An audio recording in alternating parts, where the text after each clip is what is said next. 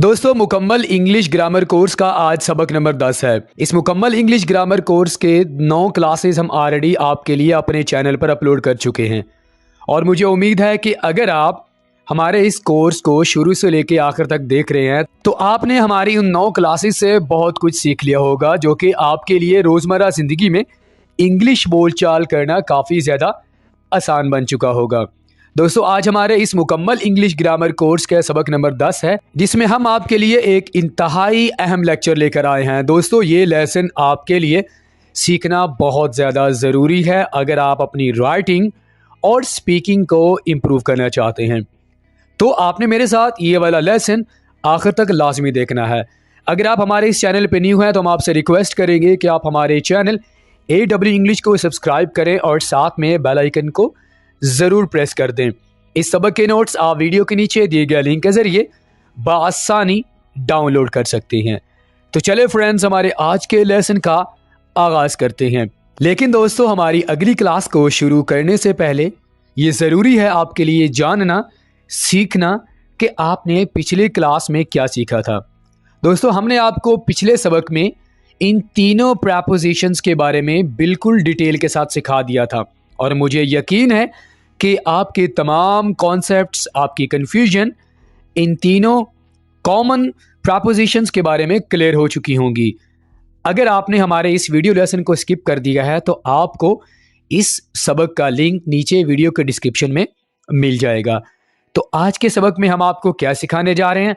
दोस्तों, आज के वीडियो लेसन में यानी आज के सबक में हम आपको noun and it's all types यानी इसम क्या होता है और उसकी तमाम किस्में, जो कि एग्ज़ाम्स में बहुत ज़्यादा आपके काम आने वाली हैं।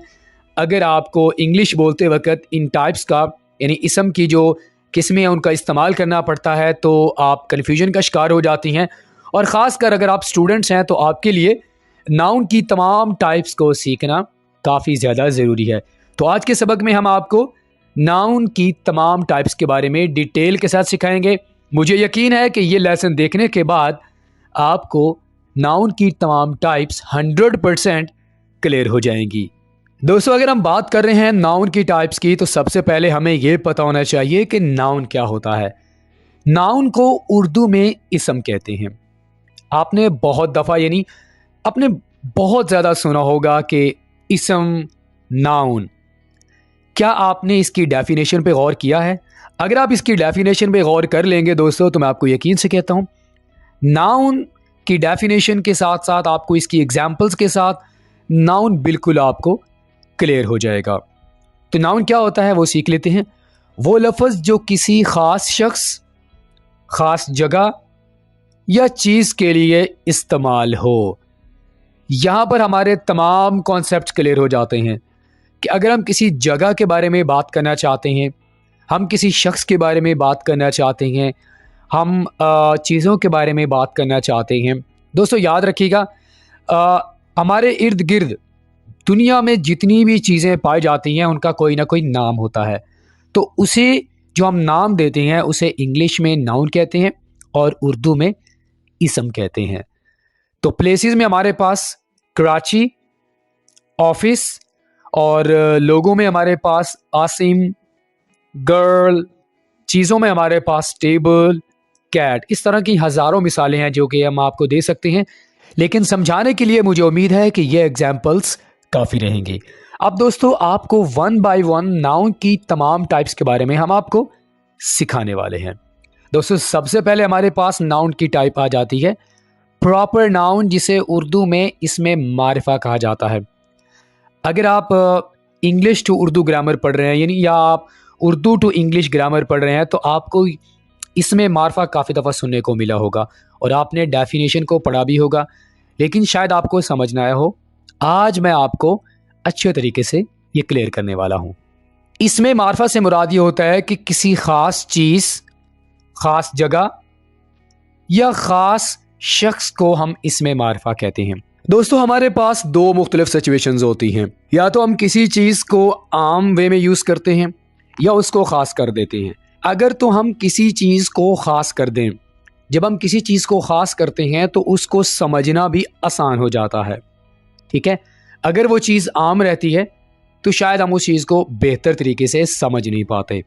तो अगर आपने किसी जगह को ख़ास कर दिया, आपने किसी शख्स का नाम लेकर उसको ख़ास कर दिया, आपने किसी चीज़ को ख़ास कर दिया, तो उसे हम इंग्लिश में प्रॉपर नाउन कहते हैं।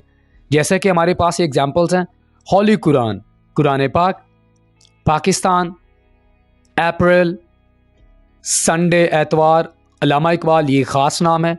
जब भी आप अल्लामा इकबाल का नाम लेंगे तो फ़ौरन आपका जो ज़हन है वो अल्लामा इकबाल की तरफ जाएगा। जब आप होली कुरान का नाम लेंगे इंग्लिश में तो आपका जो माइंड है सीधा कुरान पाक की तरफ जाएगा। जब आप पाकिस्तान का नाम लेंगे तो आपका जहन पाकिस्तान की तरफ जाएगा। इसी तरह अगर आप सिविक का नाम लेंगे, यानी एक ख़ास तरह की गाड़ी है, तो आपका जो माइंड है वो सिविक की तरफ ही जाएगा, किसी और चीज़ की तरफ नहीं जाएगा। तो इसमें मारफा यानी उस सिचुएशन में इस्तेमाल होता है, यानी जब आप किसी चीज़ का नाम लें, किसी शख्स का नाम लें, तो फ़ौरन आपका माइंड उसी चीज़, उसी शख्स की तरफ ही जाना चाहिए। इसे हम कहते हैं इसमें मारफा और इंग्लिश में प्रॉपर नाउन कहते हैं। ठीक है। उसके बाद हमारे पास आ जाता है कॉमन नाउन, जिसे हम इसमें नकरा कहते हैं। इसमें नकरा क्या होता है? काफ़ी चीज़ों, जगहों और शख्सों के मुश्तरक नाम को इसमें नकरा कहते हैं। अब दोस्तों यही डिफरेंस है कॉमन नाउन और प्रॉपर नाउन में। प्रॉपर नाउन में आपका माइंड फ़ौरन उसी चीज़ की तरफ जाता है, लेकिन जब हम इसमें नकरा यानी कॉमन नाउन की बात करते हैं तो कॉमन नाउन बेसिकली एक ऐसा वर्ड, ऐसे शख्स का नाम लें या ऐसी चीज़ का नाम लें जिसमें बहुत सारी और भी चीज़ें आ जाती हैं। ऐसे आपको समझ नहीं आएगा, मैं आपको मिसालों के ज़रिए समझाता हूँ। प्लेसेस में हमारे पास पार्क, ये एक कॉमन नाउन है। सिटी, अब आप कौन सी सिटी का नाम ले रहे हैं, यहाँ पर आप इसको मेंशन नहीं कर रहे। अगर तो आप ये कह दें लाहौर तो ये ख़ास बन जाएगा, लेकिन आपने क्या कहा है? सिटी, तो ये मुश्तरक नाम है। ठीक है। इसी तरह अगर हम फादर की बात करें तो 5 अगर बच्चे होंगे तो उन पाँचों का बाप होगा, मुश्तरक है ना। मैन, मर्द, अब मर्द में से कौन सा मर्द है, यहाँ पर हमने उसको मेंशन नहीं किया, तो ये हमारे पास मुश्तरक है, कॉमन है। थिंग्स में हमारे पास क्या आ जाएंगे? डॉग। थिंग्स में ज़रूरी नहीं है कि आपके पास सिर्फ चीज़ें ही हैं, आपके पास एनिमल भी आ सकते हैं, जैसे कि डॉग। अब कुत्ते की हमारे पास मुख्तलिफ़ तरह की किस्में होती हैं, तो यहाँ पर हमने उन किस्मों को मेंशन नहीं किया, ख़ास किस्म को मेंशन नहीं किया, हमने सिर्फ ये कहा डॉग, तो ये मुश्तरक नाम है तमाम कुत्तों का। बर्ड, परिंदा, कौन सा परिंदा है? कौवे की बात कर रहे हैं या कबूतर की बात कर रहे हैं, तो यहाँ पर हम मेंशन नहीं करेंगे। इसे हम इसमें नकरा कहते हैं कि हम एक ही वर्ड को बोलें जिसमें तमाम चीज़ें आ जाती हैं, इसमें आप ख़ास नहीं करते, इसमें मारफा में हम ख़ास कर देते हैं।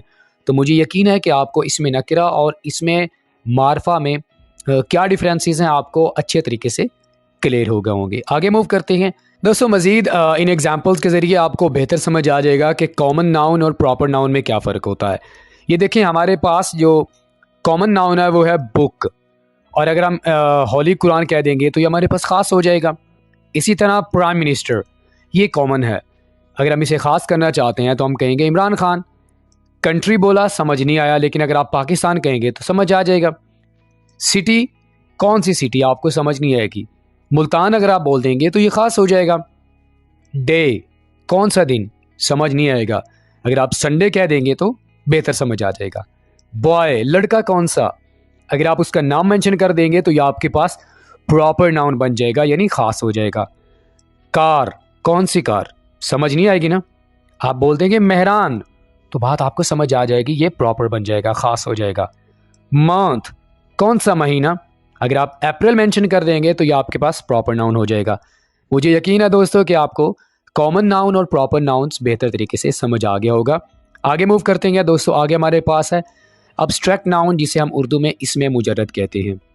अब्स्ट्रैक्ट नाउन की डेफिनेशन कुछ यूँ है कि कोई ऐसी चीज़ जिसे ना हम छू सकते हैं, ना चख सकते हैं, इसका अपना कोई वजूद नहीं होता, हम सिर्फ ऐसी चीज़ों के बारे में सोच सकते हैं, यानी ऐसी चीज़ें जिनको ना हम छू सकते हैं, ना हम उन्हें चख सकते हैं, और उन चीज़ों का कोई अपना वजूद भी नहीं होता, एग्जिस्टेंस नहीं होता, हम सिर्फ उन चीज़ों के बारे में सोच सकते हैं। मिसालें देख लेते हैं, हमें बेहतर समझ आ जाएगा। सबसे पहले हमारे पास इमोशंस आ जाते हैं। एंगर, हेट, नफ़रत, क्या आप इन चीज़ों को चख सकते हैं या आप छू सकते हैं, इनका कोई वजूद है? बिल्कुल भी नहीं।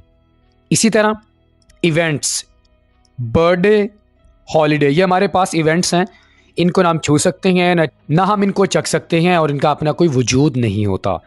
स्टेट्स, फ्रीडम और पीस, ये ऐसी चीज़ें हैं जिनका कोई वजूद नहीं होता, ये अब्स्ट्रैक्ट नाउन है।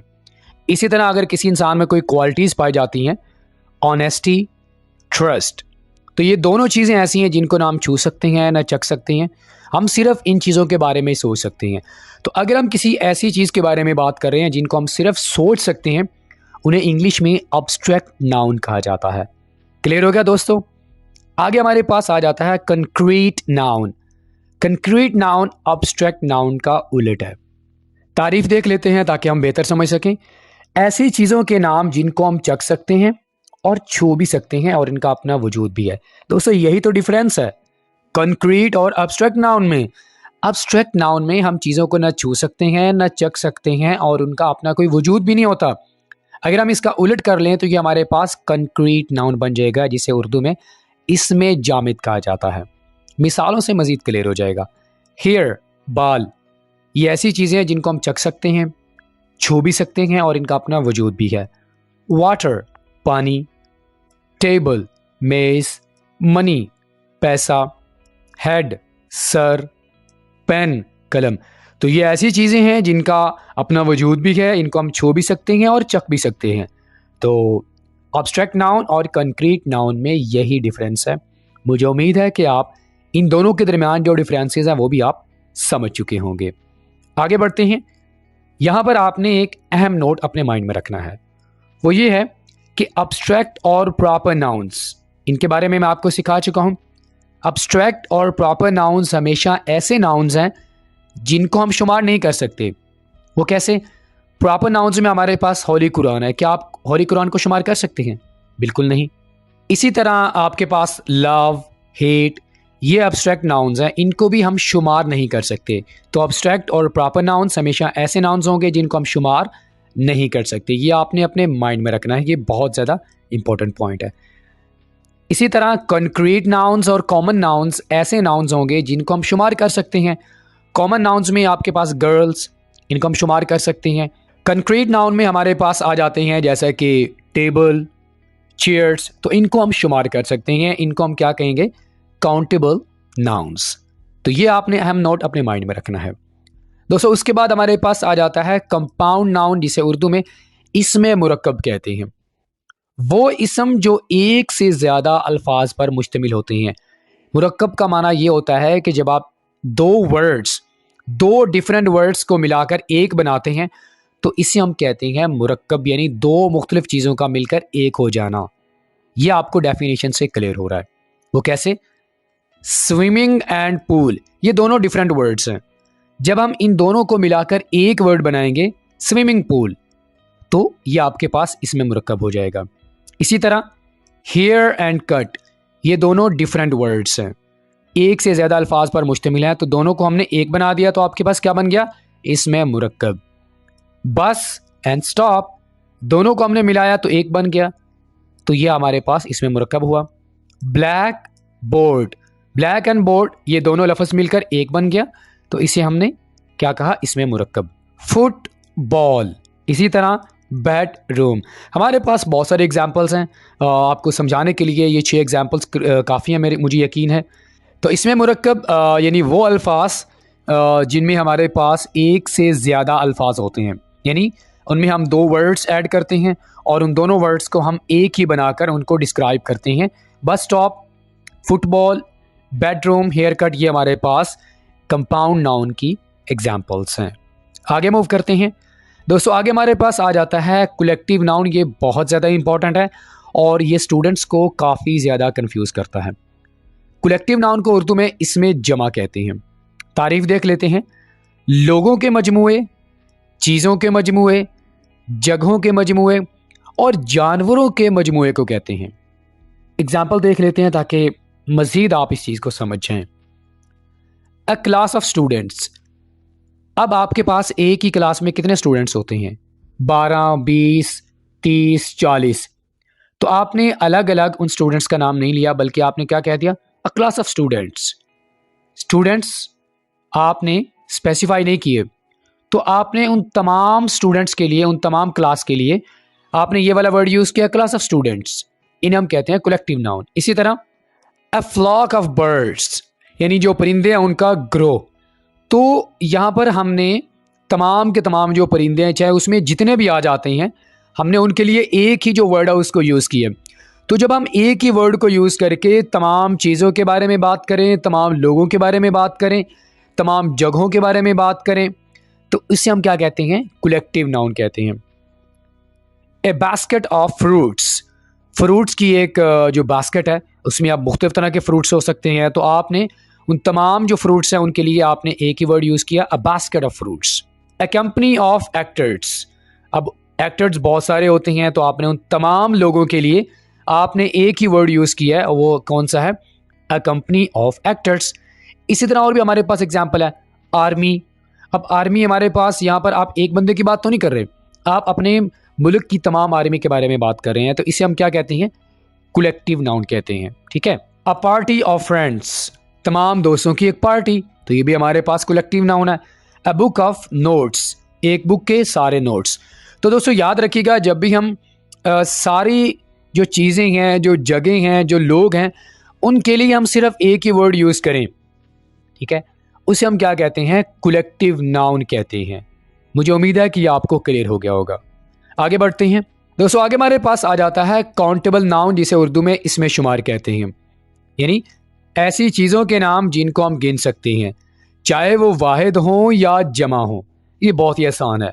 एग्जाम्पल देख लेते हैं, book, ball, dog, man, bag, बोतल। तो दोस्तों ये ऐसी चीज़ें हैं जिनको हम गिन सकते हैं। अब चाहे तो वो एक हो, अब देखो हमारे पास ये बुक है, ये हमारे पास एक है, तो हम इसके जो शुमार कर सकते हैं। अगर हम इसके आखिर में एस लगा देंगे तो ये हमारे पास जमा हो जाएगा, हम फिर भी किताबों को गिन सकेंगे। इसी तरह बॉल एक है, हम इसे गिन सकते हैं। अगर हम इसके आखिर में एस लगा दें तो ये बॉल्स बन जाएंगे, हम बॉलों को भी गिन सकते हैं। तो ऐसी चीज़ें जिनको हम गिन सकते हैं, चाहे वो जमा हो या वाहिद हो, उन्हें हम इंग्लिश में काउंटेबल नाउन कहते हैं। ऑन दी अदर हैंड हमारे पास आ जाता है अनकाउंटेबल नाउन, यानी नाकाबिले शुमार इसम, यानी ऐसी चीज़ों के नाम जिनको हम गिन नहीं सकते। और याद रखिएगा दोस्तों, ऐसी जो चीज़ें होती हैं, अनकाउंटेबल नाउन की बात कर रहा हूँ, इनके जमा नहीं होते। वो कैसे? मिसालों के ज़रिए आपको समझ आ जाएगा। क्या आप पानी को गिन सकते हैं? बिल्कुल भी आप गिन नहीं सकते। क्या आप दूध को गिन सकते हैं? मिल्क। क्या आप पैसे को गिन सकते हैं? नो। शुगर को भी आप नहीं गिन सकते, मक्खन, बटर को आप नहीं गिन सकते, लव, प्यार को आप गिन नहीं सकते। तो ये वो चीज़ें हैं जिनको हम गिन नहीं सकते, जिनको हम अगर कोशिश भी करें तो हम शुमार नहीं कर सकते। और आपको मैंने बताया था कि इनके जमा नहीं होते। क्या आप वाटर को ये कह सकते हैं कि वाटर्स, आखिर में आप एस लगा दें और आप कह दें जी ये हमारे पास प्लूरल हो गया? ऐसा तो पॉसिबल ही नहीं है। इसी तरह अगर आप ये कह दें कि हम मिल्क के आखिर में एस लगा देंगे तो ये हमारे पास प्लूरल हो जाएगा, ऐसा पॉसिबल नहीं है।